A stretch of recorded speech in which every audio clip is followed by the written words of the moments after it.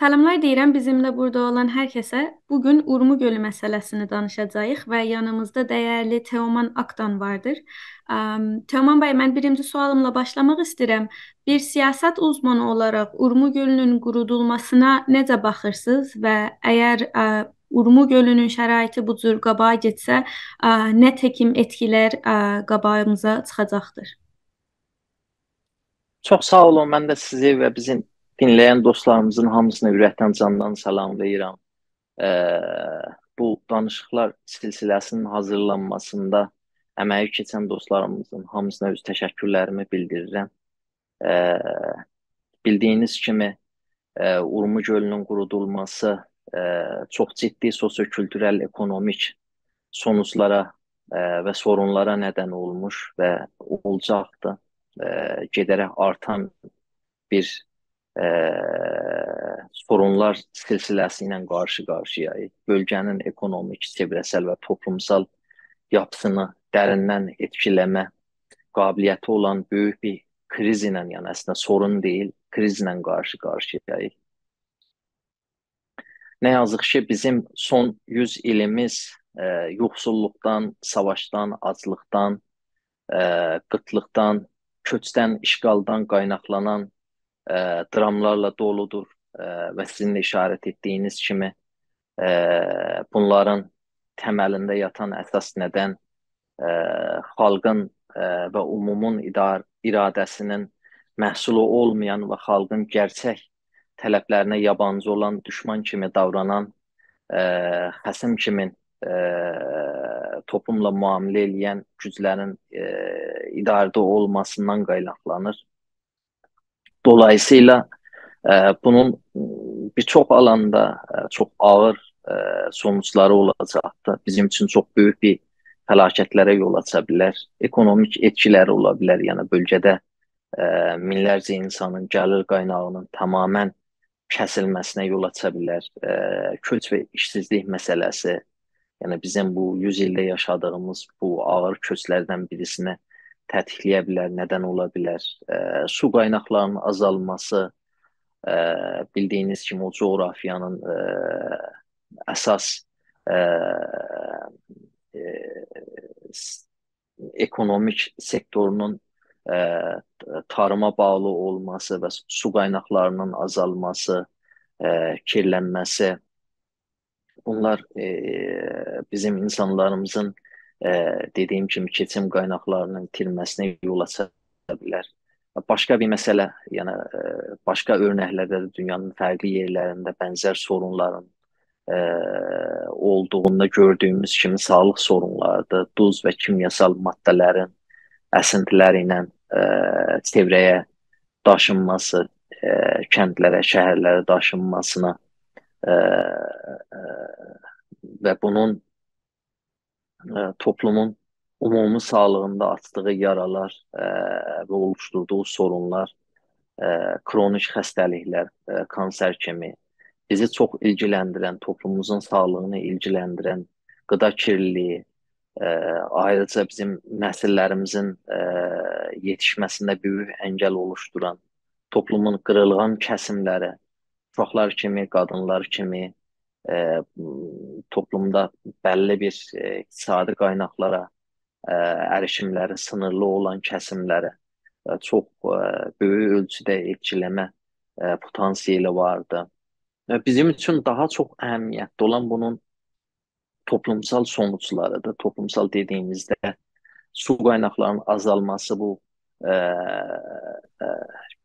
kəndlər için də, yəni tarım sektorunda uğraşan kəsimin bir-biri ilə çox olumsuz bir şəkildə rəqabətə girməsi, o suyun çox stratejik bir qaynaq kimi dəyər görməsi, çox suyun ətrafında bir ixtilafların böyüməsi, bu kəndlər içində ola bilər, bu kəndlər arası ola bilər, kənd şəhər arası ola bilər, bu şəhərlər arası ola bilər.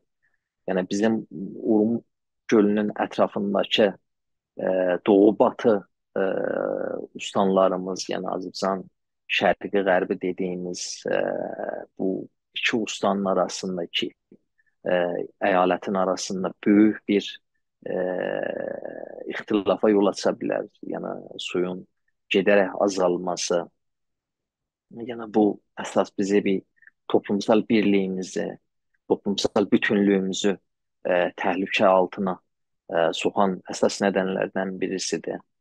Dolayısıyla bu fəlakətləri necə önləyə bilərik? Bunun üstündə e, oturub toplum olaraq düşünməmiz, toplum olaraq bunu öz gündəmimizə almamız, acil bir məsələmiz kimi bu bizim varlığımızı, bizim o bölgədəki həyatiyyatımızı təhdid edən ciddi bir məsələdir.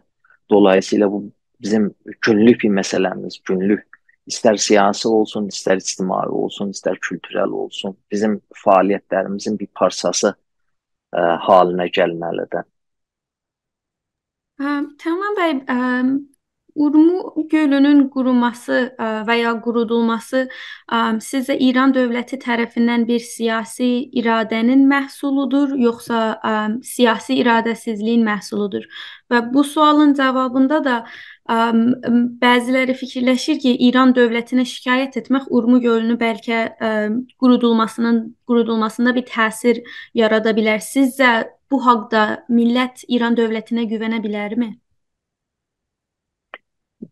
Dediyim kimi biz bu son yüzyılda çok büyük bir fəlakətlər yaşamışıq və bu böyük fəlakətlərin təməlində yatan e, toplumun iradəsinin, yəni cəmiyyətimizin iradəsinin idarəyə bir şəkildə yansımamasıdır. Və bunun da ciddi bir səbəbləri var. Yəni bizim yaşadığımız bu fəlakətlərin, yəni bir tərəfində çox ciddi bir şəkildə, yəni toplum iradəsinin idarəyə yansımasının mücadeləsini verdiği zaman bir tərəfdə çox ciddi bir emperyalist müdaxilə ilə qarşılaşıb. Yəni bu süper güclər bölgədə yəni etkinliyini, nüfuzunu qorumaq istəyən güclər bizim iradəmizi əngəlləməyə çalışıb. Bir tərəfdə də çox sistematik bir şəkildə, davamlı bir şəkildə e, yəni biz sömürü sistemi var, sömürü politikaları var. Bu sistematik olması da bunların sürətli işləyən bir e, nitəlikdə, mahiyyətdə olmasını sağlayır. Və burada e, məsələ çox ciddi olan məsələnin siyasi boyutudur ki, biz bəzən ehmal eləyirik və e, bu e, Urmu gölü məsələsində çox etkin rolu olan qurumları eleştirmək yerinə bu eleştirilərin bir çoxu toplumun özünə yönəldir. Yəni burada sorunun ortaya çıxmasında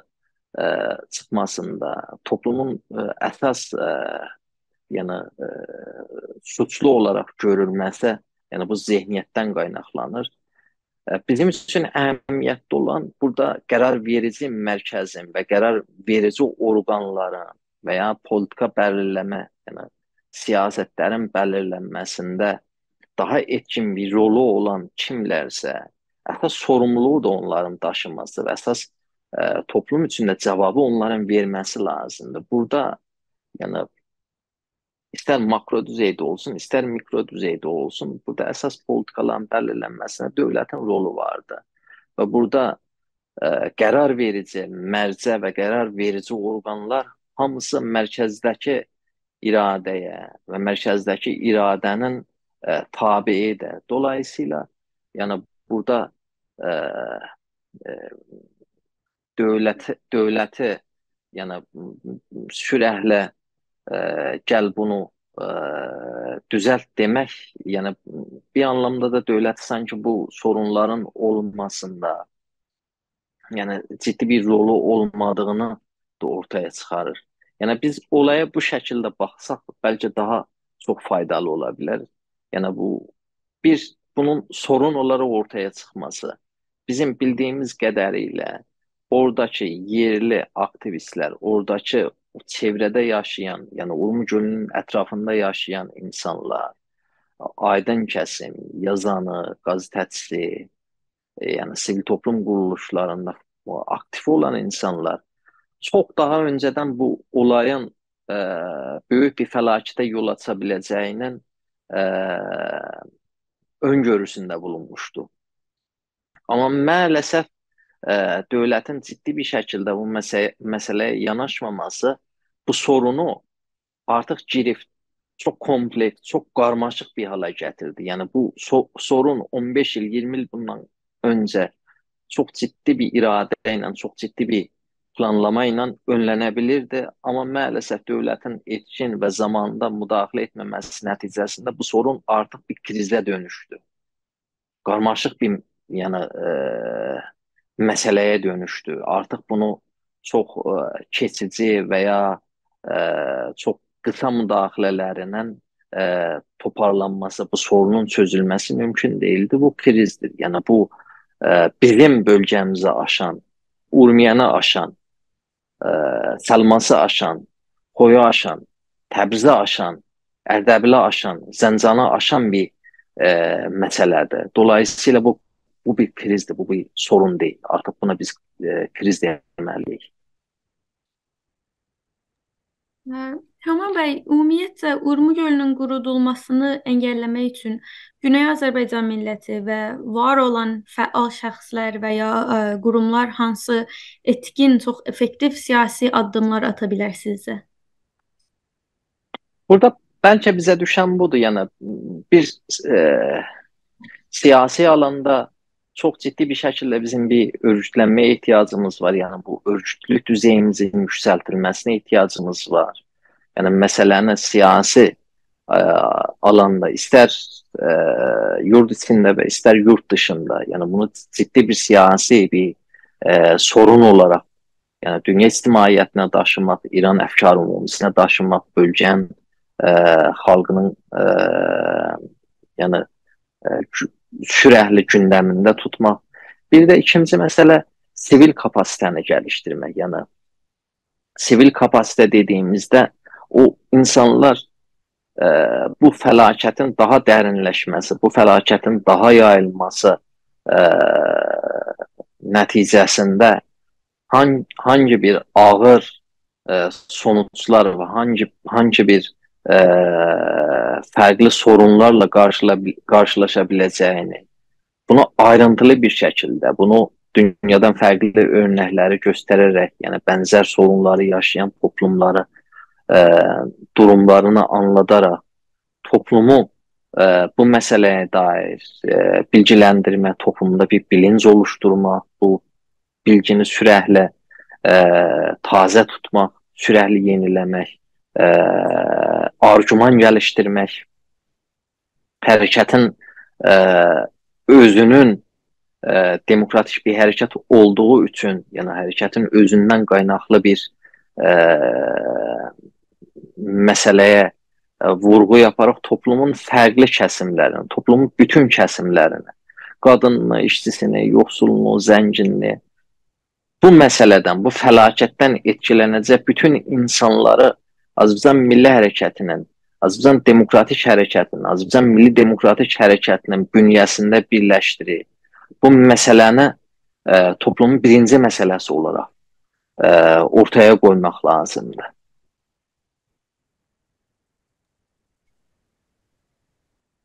Tamam bəy, mən çox təşəkkür edirəm vaxt ayırıb bu dəyərli bilgiləri siyasi bir baxış açısı ilə bizimlə paylaşdığınız üçün. Çox sağ olun. Mən də sizlərə bu danışıqlar silsiləsini, bu danışıqlar serisini hazırladığınız üçün, əmək verdiyiniz üçün çox təşəkkür edirəm. Əməyiniz var olsun.